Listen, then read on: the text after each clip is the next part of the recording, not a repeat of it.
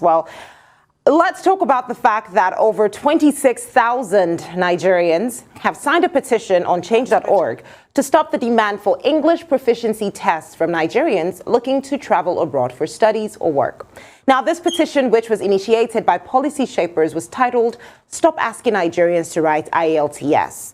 Now, in this petition, which was addressed to the Home Secretary of the United Kingdom, Priti Patel, the group policy shapers said the UK Home Office, which has 18 countries on its list which are exempted from writing the test, should apply the same to Nigeria and other Anglophone countries on the continent. Apart from that issue, it also argued that a test that costs more than 3 times the minimum wage and the result expires in 2 years should not be required of Nigerians, since the country is predominantly English speaking.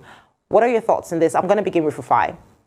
I mean, my thoughts on this, Kachi, I just want to put it into context. I think we should stop writing IELTS because it's a way to fleece us off in Africa for a language the colonialists came to teach us and they taught us well.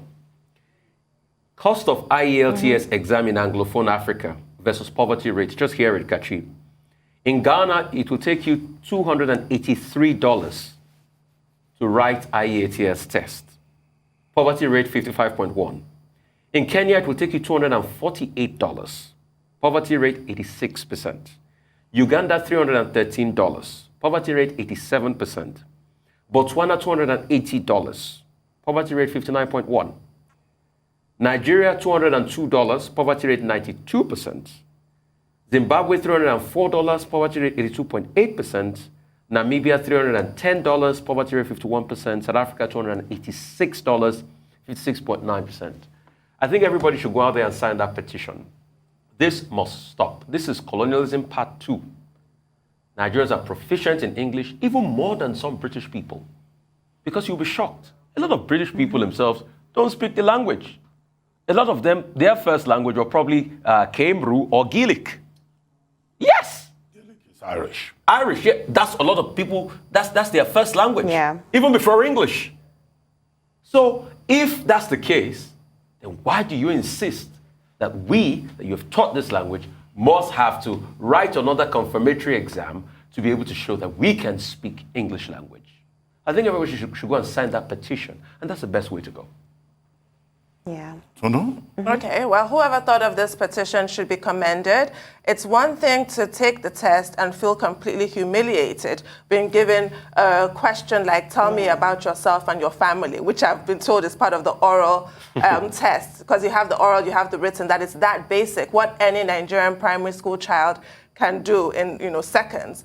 But it's another thing to actually take action. So that person should be commended, as should everybody who has signed it. And yes, I completely agree with you here, Rufai. It's wrong and it's exploitative, I think. It's completely unnecessary. We're all proficient in English, and I think we all know that. So it's obviously just about trying to fleece the Nigerian public, and it's unfair. Okay, in 1996, I think, early 96, I had to sit, to write the test of English as a foreign language. I was going to the U.S., to the University of Maryland at College Park as a Fulbright scholar. But look, I was shocked myself. So they just tell you that, well, if English language is not your first tongue, then of course you must take the test. Now, the UK Home Office has made an exemption for 18 countries in the Commonwealth, including Antigua, Grenada, Trinidad and Tobago, countries from the Caribbean. And the test of it is that, look, in countries where 51% of the population use English as their first language, they will not want to write, they will not need to write that test of English as a foreign language. That's the US one. The English one is the IELTS. Now, the petitioners, under the umbrella of policy shapers, they're saying that no, you cannot, this criteria we do not agree. Nigeria should not be one of these countries. Kenya should not be one of the countries that will write the exam, because in these countries, English is taken as the official language. But the question to ask is, do we have up to 51% of the Nigerian population that can speak English as first language? 3 months after the petition had been submitted, the Home Office has refused to reply. In an interview granted to the BBC by the spokesperson of the Home Office, the excuse that has been given is this criteria that I have laid out. But as Nigerians, we probably find it very embarrassing that this policy is still there. I think we can join the petitioners to say that this should be reviewed on a case-by-case basis. Imagine somebody asking me to come and write. There was even comprehension. There was even an audio test. And I thought, what's going on here? And then I got to the United States, and they will ask you very patronizingly, where did you learn English? Huh? How many television sets do you people have in Africa? Oh, I saw your brother, Kofi. Your brother, Kofi. I said, no, Kofi is not my brother. Kofi is from Ghana. I'm from Nigeria. Hey, so there's a lot of ignorance out there. Yeah. But these are policies that we can push. And that's why a group like Policy Shapers, is important. In saying, look, these countries, they have to review, their processes.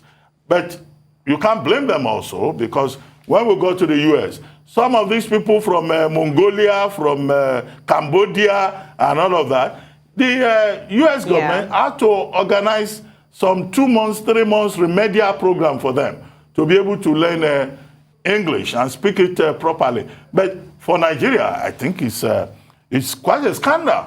So if you want to people to take the test, at least differentiate. You ask him, as a 96, when I sat for that exam, my PhD was already gathering dust. Okay? More than 6 years old.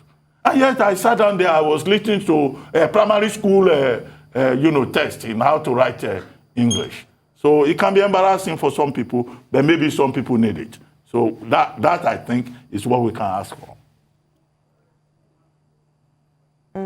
Well, I think we can quickly take our last story. It's been raining baby mamas, side chicks, and a lot of hypocrisy within the world of entertainment. Gospel singer Samuel Poso is trending, and he has tendered an apology to his wife for cheating on her. However, the court of social media adjudicating on this issue is far from being pacified.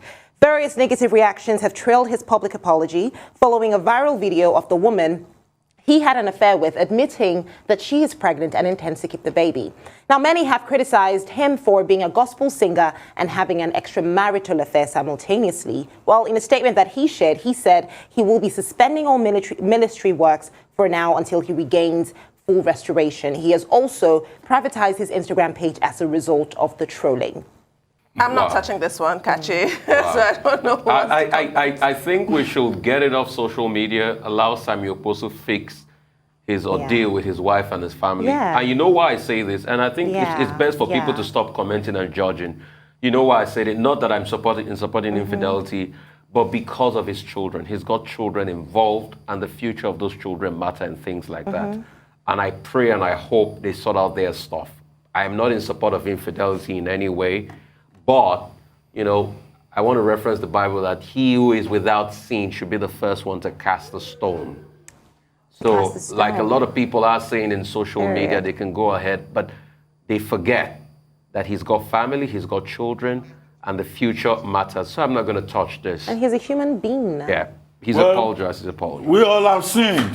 And we are falling short of Pastor. Please help me complete it. I'm not talking to you. Okay. Thank you very much, Falling Kachi. short of the glory of God. Yes. Thank you very much.